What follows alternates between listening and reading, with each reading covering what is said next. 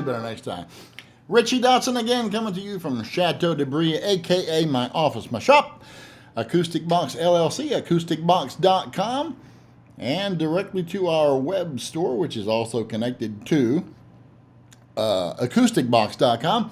The direct link is www.banjomart.com, where you'll find these fabulous finger picks, our bridges, templates, and other things that we'll be continuously adding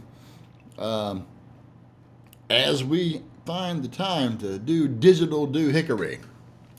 What do we have here? Well, this is a marvelous 1928 Gibson TB3, so that means it was a master tone, tube and plate flange with the original arch top tone ring. This one has a 40 hole. Some 28s had a no hole.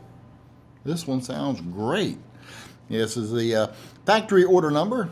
Some people call it the serial number, is 8977-92. Quite a large batch. We have a Reno/Crow inlay pattern on rosewood fingerboard, and it's maple. Tried to match the neck to the existing resonator.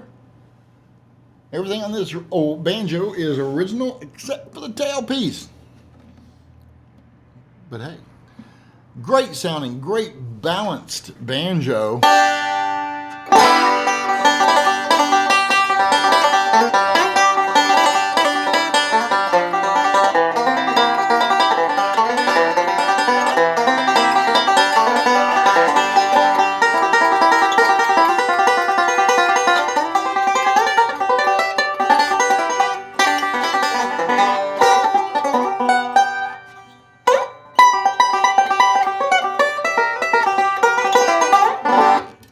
The note. This banjo is brought to you by Dave Shankman of Turtle Hill Banjo Company. It is for sale.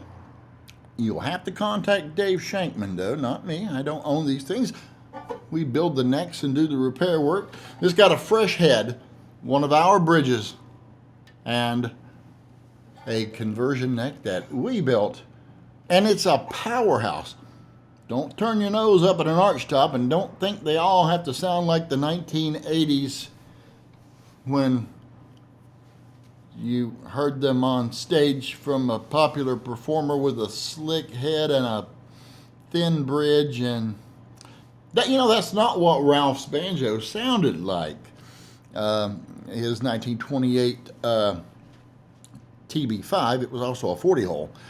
But they can, if you so desire, tighten them up, thin the bridge, and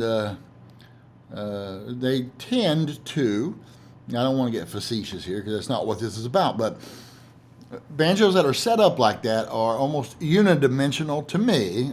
Now, this is all personal taste and what you want to hear.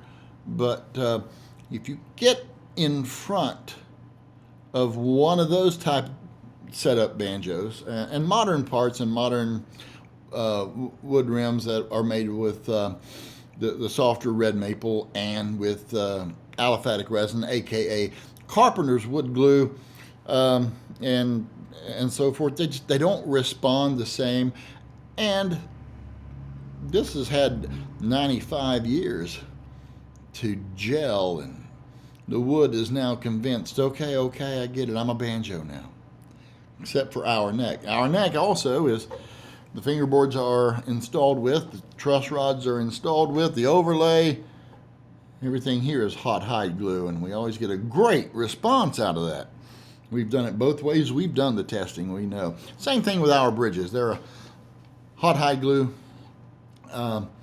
The aged ebony tops, and this particular one have 70-year-old rock maple. Plain, we don't make bridges out of curly maple, we make them out of straight grain maple. A bridge is not just a transmitter, it's also a filter. So if you've got the waves of that curl going through there. You're changing directions abruptly, and it can, it's not that it can't sound nice, you just don't sound as clear. You don't get as much volume, and you certainly don't get the up the neck response.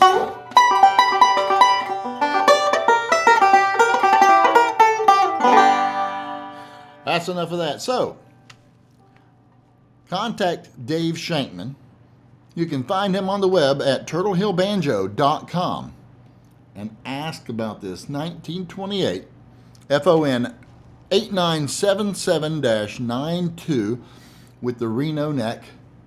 And I think you'll be very pleased. It is an original arch top, and you can crank them down if you want, but this has such a nice sweet balance, and it's got that pre-war complex, faint but definitely present set of overtones, and I'm not using the term overtones as derogatory, because everything has some overtones, but this has a proper, to my ear, that crunchy, splatty, diffused blend that just sings to my soul.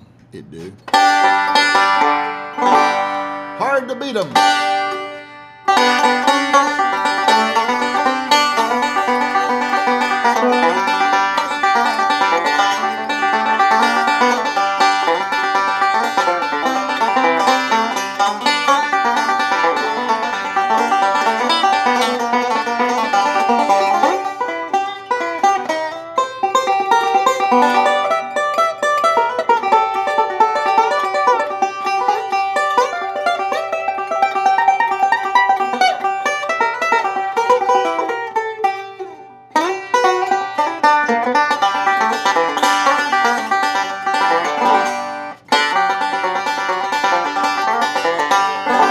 Call Dave Shankman and adopt this one.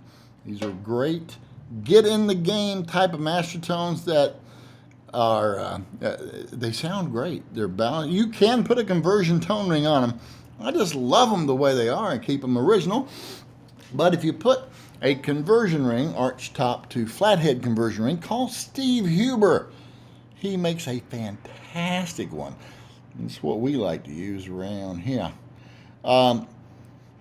But what a great banjo. And Dave agrees. I certainly agree, not just because we did the work and built the neck and converted the thing, but the tube and plate flange are great sounding. They have a slightly beefier wood rim. They're not, the fat rim was actually referred, well, that's a 1929, early one-piece flange, and early 1930s, where the bead was smaller on the one-piece flange, and the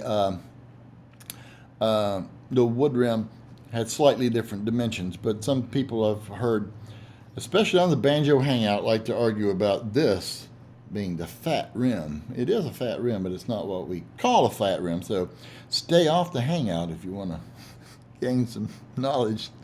Gosh, they like to argue. Bless their hearts and all their vital organs. But great banjo. Call Dave Shankman at Turtle Hill Banjo Company and adopt this one before I put it in my personal collection, because Richie kind of digs on this one. Have a good one.